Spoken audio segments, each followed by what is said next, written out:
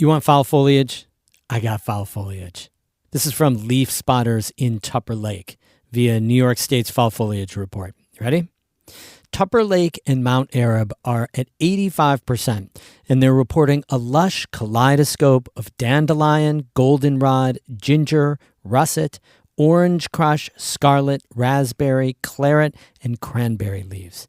So good you could eat it. It's peak fall weekend. Let's head outside for a hike on today's Story of the Day. Support for Story of the Day comes from Clarkson University, offering over 95 programs of study with campuses in the Hudson Valley, Central, and Northern New York. More at clarkson.edu.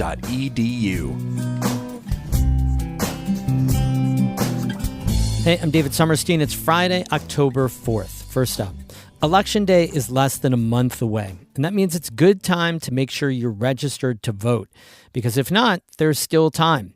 NCPR intern Zach Jaworski has details. Before you head to the polls on November 5th, you'll need to make sure that you're registered to vote. You can quickly check your voter status using the State Board of Elections voter lookup tool. If you're registered, you're all set to go. If not, Brandy Lloyd, a Clinton County elections official, says the process takes less than 2 minutes. It's very easy to register. You don't need to bring ID with you, so it's quick to do that. Everyone knows their Social Security. We just need the last four of that, or you can whip out your wallet or purse and include your New York State driver's license number for us. Aside from that, you'll just need to attest that you're a U.S. citizen above the age of 18 and that you have lived in the town or city you're planning to vote in for more than 30 days. You're duly registered to vote at that point. The deadline to register is October 26th. If you can't do it in person, you have some more options. You can do so online or through the mail. But registrations by mail need to be received by October 26th, so you'll want to send it as soon as you can. Polls on November 5th are open from 6 a.m. until 9 p.m., and you can find your polling location using the voter lookup tool. You also have the option to vote early, starting October 26th and ending November 3rd. Unlike Election Day, you can vote at a variety of polling locations that can also be found by using the voter lookup tool or by calling your local elections board. Times for early voting vary by location and day. In addition to the race for president, there's one statewide race in New York. Democratic Senator Kirsten Gillibrand is being challenged by Republican Mike Saperconi and Diane Sayre of the LaRouche Party. In the North Country, Republican Elise Stefanik and Democrat Paula Collins are running to represent New York's 21st Congressional District, which includes most of the North Country. Republican Claudia Tenney is running against Democrat David Wagenhauser in the 24th District, which includes Watertown and a slice of Jefferson County. Also notable on the ballot in New York is Proposition 1, a constitutional amendment that adds protections based on gender, race, and sexual identity.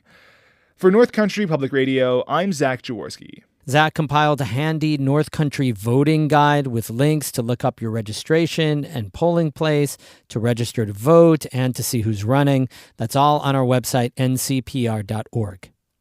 New York State has reached a tentative agreement for a new contract with state troopers. The deal announced yesterday with 2 units of the Police Benevolent Association of the New York State Troopers covers nearly 4,000 troopers and officers.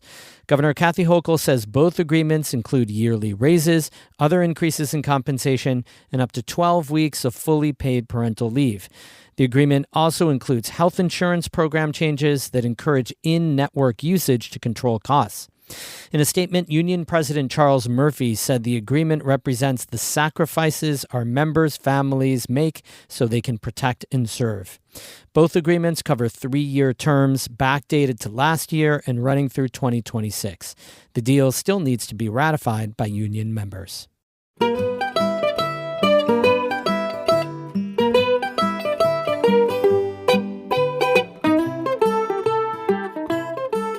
Basically, this is it, folks. The Adirondacks are at peak fall foliage right now. This is the time to head out into the woods, go on a walk, go for a paddle to soak up all the colors. Our Adirondack reporter Emily Russell hiked up Floodwood Mountain near Tupper Lake with another familiar NCPR voice and sent this audio postcard. So it's a very warm fall day. The sun is out. We're deep enough into fall that like the whole trail is covered in leaves. And I'm here with a good friend and well-known radio voice. Oh, hey, it's Catherine Wheeler.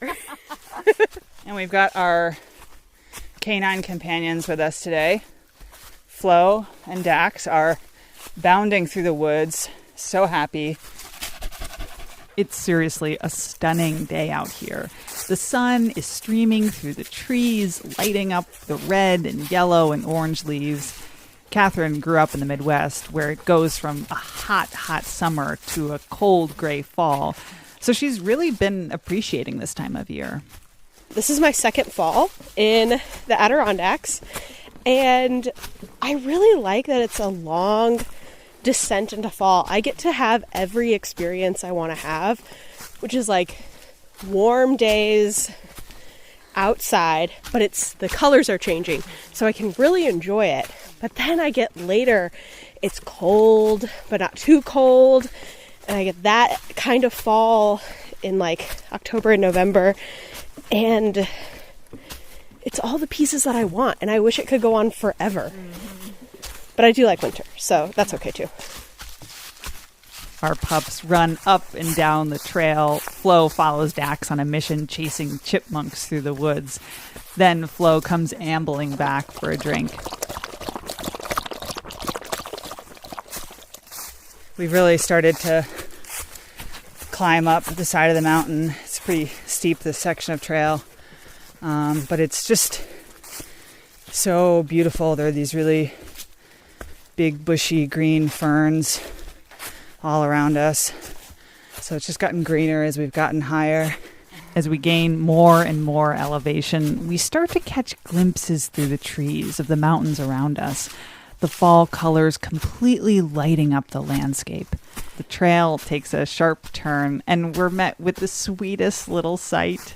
Tell us what we've happened upon. So we are climbing up a particularly steep stretch, and Flo, my 70-pound Muppet, is resting on like a little hill, just taking it all in, like truly taking in the view. But she's just curled up. There are leaves falling over her, like they're on her back. She's an autumn queen right now, queen of the mountain. My dog, the restless peak bagger that he is, sprints down the trail to check on us. Oh, there's Dax. He came from the summit. Good boy, buddy. Yes. All right, final push. Let's do it. We clamber over big boulders, clinging to the trees as we haul ourselves up towards the top. The summit is in the trees, but as we walk along a slab of rock, the branches open up to frame out the landscape below. Wow. This is great. Oh my God. That's so beautiful. A river cuts through the colorful forest below, beyond an endless stretch of Adirondack wilderness. It's a scene with some peaks and like picturesque reds and oranges and greens. And it's something I didn't experience for most of my life. And so it's so magical to me still. This kind of landscape has to be magical to anyone, really. The fall colors are so bright and deep, they almost look unreal. Emily Russell. Catherine Wheeler. For North Country Public Radio on... Where are we? oh, Floodwood Mountain. Yeah, the summit of Floodwood Mountain. There we go. Beautiful photos of the hike at ncpr.org.